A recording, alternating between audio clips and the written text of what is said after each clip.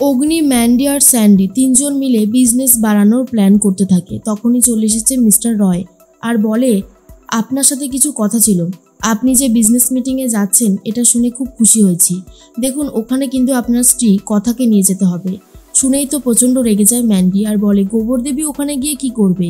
আশিসবাবু বলে, ওনাকেই তো লাগবে।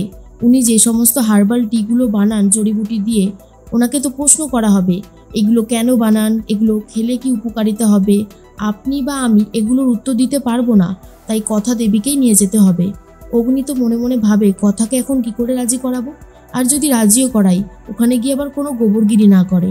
বাড়িতে এসেই কথা শুনতে থাকে অগ্নির কথা আর বলে, কি হয়েছে পাচক মশাই, আপনি এসব কি বলছেন?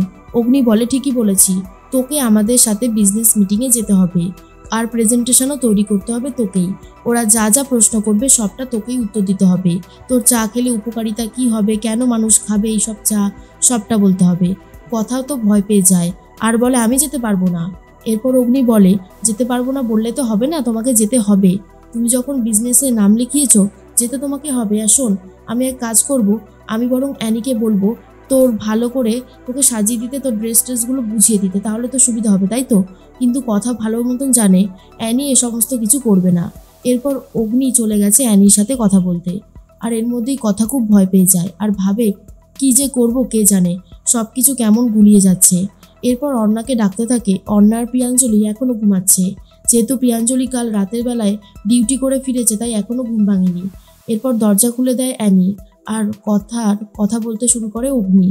অন্যদিকে কথা ঠাকুরের কাছে প্রার্থনা করতে থাকে, সব যেন ঠিক থাকে, আমি যেন পাচক মশাইয়ের সাথে বিজনেস মিটিংয়ে গিয়ে সবটা ভালোভাবে করতে পারি। ওখানে তো আবার কর্তা দাদুও থাকবে, তুমি দেখো ঠাকুর, সব যেন ভালো হয়।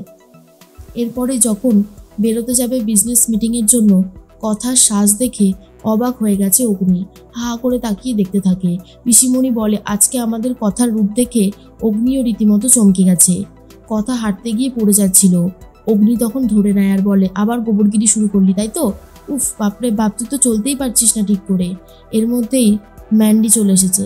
ম্যান্ডি কথা আর অগ্নিকে এই অবস্থায় দেখে প্রচণ্ড রেগে যায়।